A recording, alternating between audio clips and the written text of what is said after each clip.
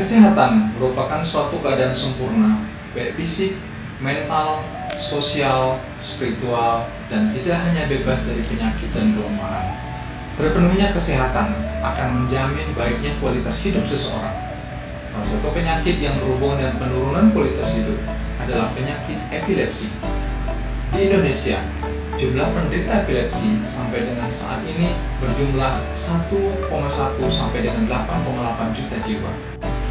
Adanya penurunan kualitas hidup pada penderita epilepsi menuntut diperlukannya edukasi manajemen epilepsi yang benar. Saya Nes Arif Hidayatullah akan menjelaskan edukasi manajemen epilepsi.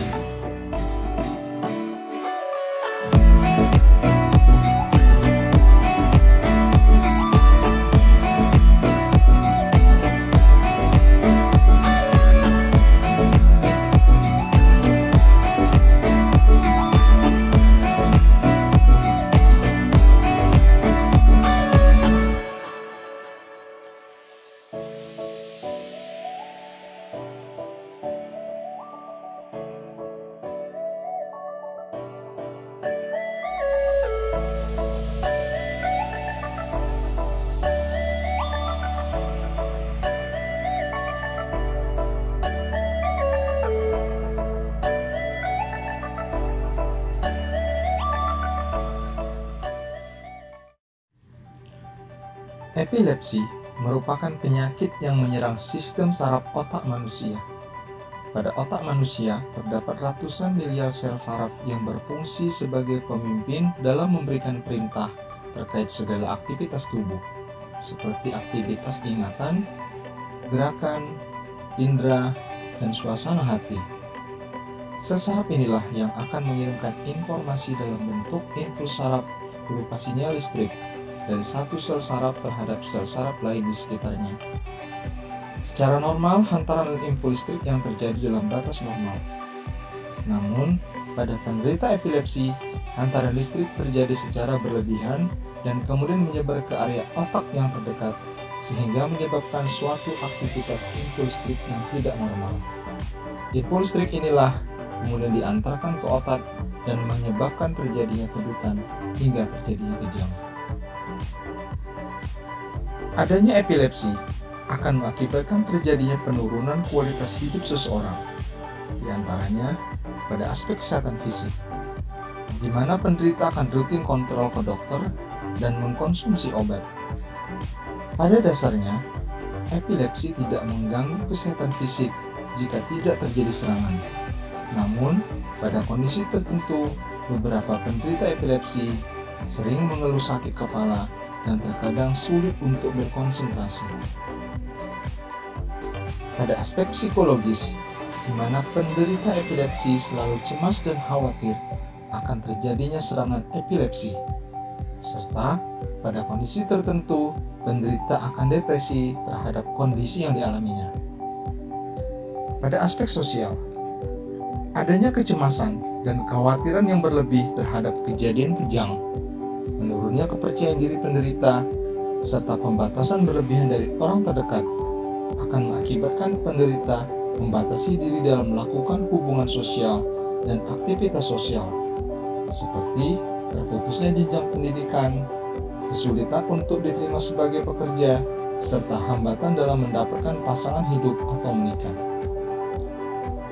Pada aspek lingkungan, di mana masih banyak stigma yang ada di masyarakat, di antaranya menganggap epilepsi sebagai penyakit keturunan dan menganggap epilepsi sebagai penyakit menular yang harus dijauhi.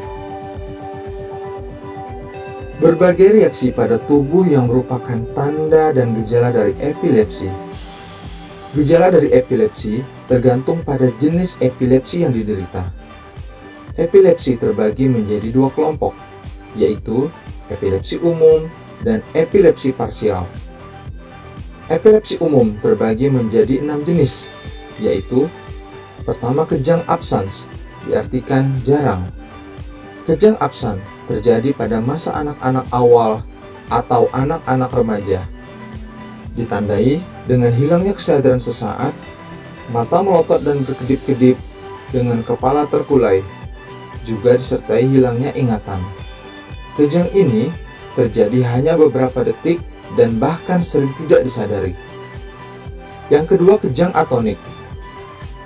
Kejang atonik terjadi di mana pasien tiba-tiba lemas dan jatuh, namun dalam beberapa saat pulih kembali.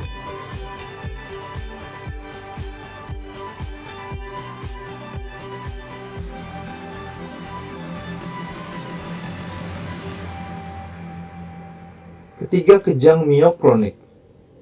Biasanya terjadi pada pagi hari setelah bangun tidur. Penderita mengalami sentakan yang tiba-tiba dan merasakan badan yang sakit setelah pada bangun tidur.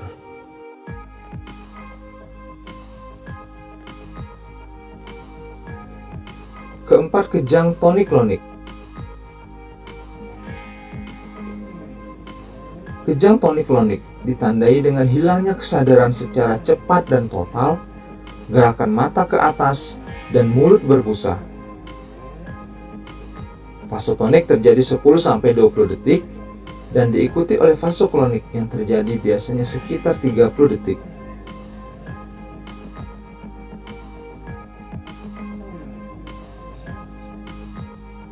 Kelima, kejang klonik. Gejala yang sering dijumpai pada kejang klonik meliputi adanya kedutan pada wajah, adanya mengompol, tubuh bergetar, terjadi sentakan pada anggota gerak, dan umumnya terjadi pada waktu tidur.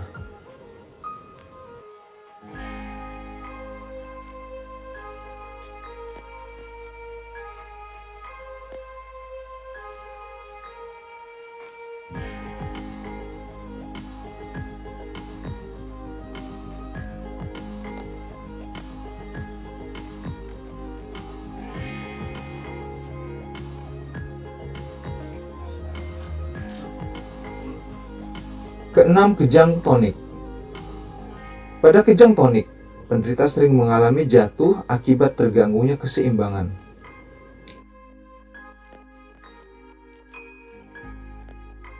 Kemudian epilepsi parsial.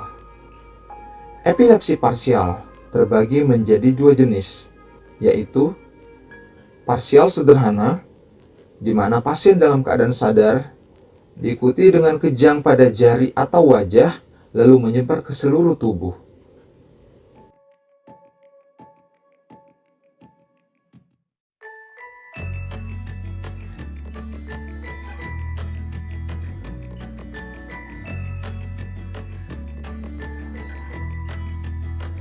Yang kedua, kejang parsial kompleks, di mana pasien tidak sadar ketika serangan, tidak dapat mengingat kembali kejadian yang telah terjadi.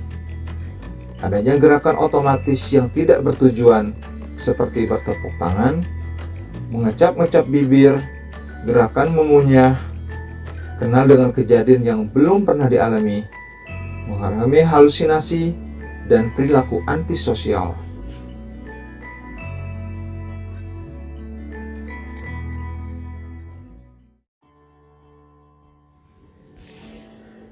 Berbagai hal yang dapat menyebabkan terjadinya epilepsi, di antaranya, pertama, adanya kelainan yang terjadi selama perkembangan janin dalam kandungan. Kondisi janin dalam kandungan seorang ibu yang terinfeksi TORS atau toxoplasma, rubella, cytomegalovirus, dan herpes simplex, serta adanya gizi buruk selama kehamilan akan sangat berisiko pada bayi yang akan lahir mengalami kejang epilepsi. Kedua, adanya radang atau infeksi selaput otak. Infeksi selaput otak disebabkan oleh masuknya bakteri, virus, jamur, dan parasit melalui sawar darah otak ke dalam selaput otak.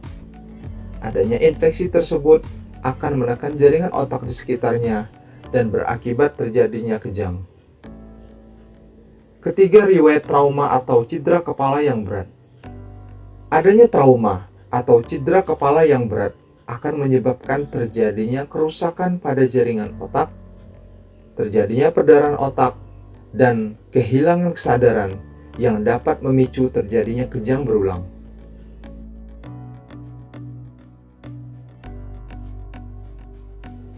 Yang keempat, riwayat kesulitan bernapas bayi saat lahir.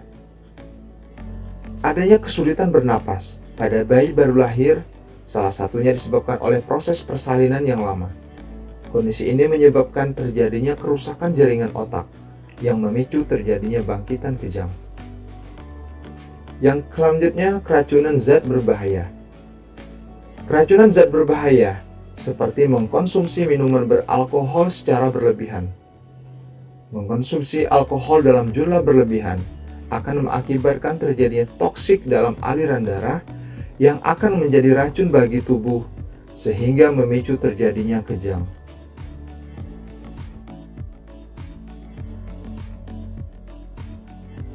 Berikutnya, adanya benda asing di dalam tengkorak. Adanya benda asing seperti tumor, kista, dan darah akibat pecahnya pembuluh darah otak akan menekan jaringan otak di sekitarnya yang memicu terjadinya kejang berulang. Dan yang terakhir, disebabkan oleh penyumbatan pembuluh darah di otak seperti penyakit stroke. Stroke akan menyebabkan kematian dan cedera dari sel-sel saraf otak yang memicu terjadinya kejang berulang. Berdasarkan penelitian, sekitar 10% dari kasus stroke akan mengalami epilepsi. Dari beberapa penjelasan penyebab epilepsi di atas, jelaslah bahwa epilepsi bukanlah penyakit yang disebabkan oleh kutukan ataupun guna-guna.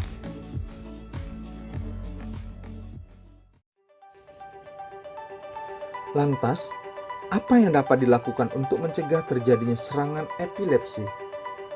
Epilepsi dapat dicegah dengan beberapa cara, di antaranya, pertama, pentingnya penderita mengenali tanda-tanda awal terjadinya epilepsi.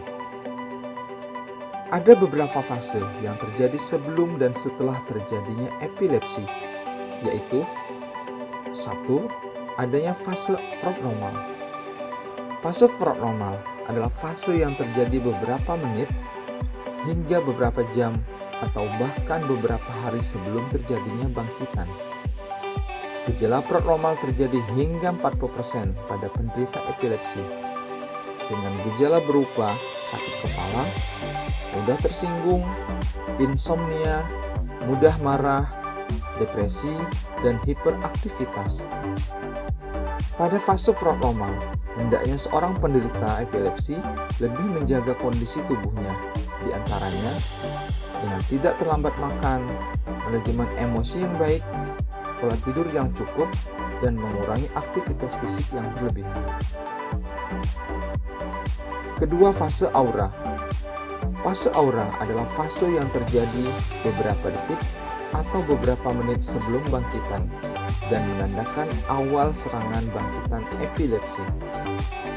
Perasaan aura sering kabur dan tak dapat terlukiskan, sehingga menyebabkan rasa cemas atau rasa takut yang berlebihan pada penderita. Gejala yang dirasakan berupa adanya sensasi perut yang aneh, keluar keringat dingin, pengalaman seperti mimpi, dan merasakan adanya bau yang tak sedap.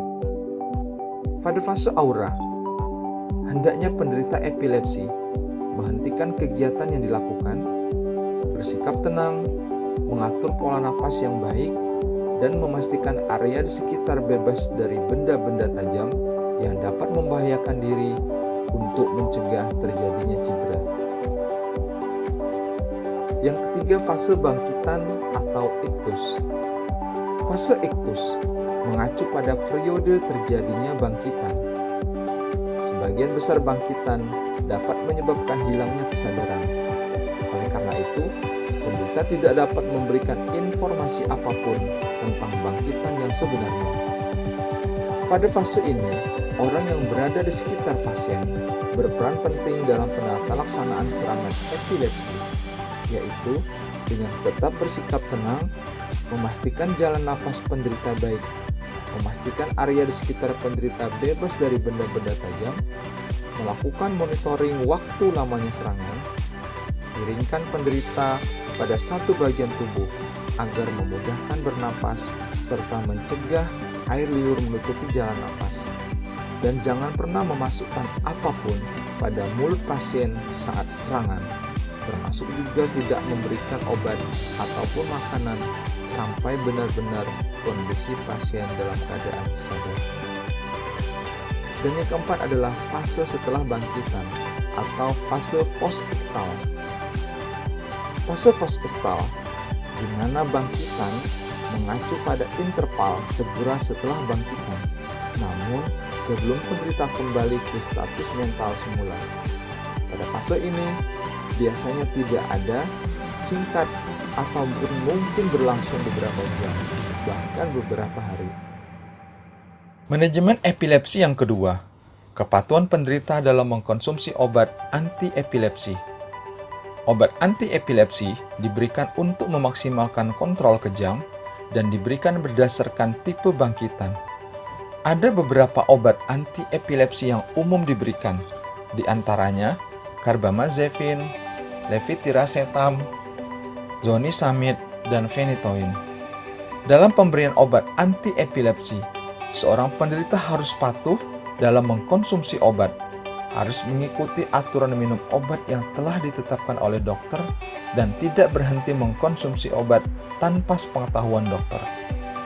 Obat anti-epilepsi akan dibentikan oleh dokter secara bertahap setelah penderita bebas serangan 3-5 tahun dan didapatkan gambaran EEG yang normal. Yang ketiga, pentingnya mencegah kelelahan yang berlebihan. Seorang penderita epilepsi harus menghindari aktivitas fisik yang berlebihan yang dapat menyebabkan terjadinya kelelahan. Aktivitas fisik untuk kebutuhan sehari-hari pada prinsipnya tidak dilarang, bahkan harus dilakukan. Namun, tidak boleh dilakukan secara berlebihan. Penderita epilepsi harus dapat mengukur diri, kapan boleh melakukan aktivitas, dan kapan saatnya harus istirahat. Yang keempat, tidur yang cukup dan berkualitas. Penderita epilepsi diharapkan dapat tidur minimal 7-8 jam setiap hari. Jam tidur yang dianjurkan antara jam 10 malam sampai dengan jam 6 pagi. Artinya, di luar jam tersebut, seorang penderita dapat melakukan aktivitas harian. Tidur sangat bermanfaat dalam memperbaiki sel-sel yang rusak dan memulihkan energi tubuh sehingga tubuh merasa segar saat bangun pagi dan bersemangat untuk menjalankan aktivitas. Yang kelima, manajemen emosional dan stres. Penderita diharapkan dapat mengontrol emosinya, tidak mudah marah, tidak mudah tersinggung, tidak mudah putus asa, selalu berpikir positif, dan selalu mendekatkan diri kepada Tuhan. Penderita epilepsi dianjurkan untuk menghindari kondisi stres yang berlebihan dan mengalihkan pada kegiatan relaksasi yang menyenangkan, seperti mendengarkan musik, menonton film, dan aktivitas aman lain yang disukai penderita. Yang keenam, tidak mengkonsumsi alkohol. Penderita epilepsi harus dapat menghindari alkohol, karena alkohol dapat menyebabkan mabuk dan dapat mengganggu aktivitas listrik di dalam otak. Dan yang ketujuh, menghindari pencahayaan yang berlebihan. Penderita epilepsi harus menghindari cahaya lampu yang berkedip-kedip, seperti lampu jalanan, menonton televisi dan layar komputer, serta menggunakan handphone dan video game dalam waktu yang lama. Demikianlah edukasi tentang manajemen epilepsi. Yakinkan diri Anda bahwa epilepsi dapat sembuh sempurna. Ingat, kunci keberhasilan dan kesembuhan epilepsi ada pada diri Anda dan orang terdekat Anda. Semoga bangkitan kejang tidak terulang lagi dan Anda mendapatkan kondisi kualitas hidup yang optimal.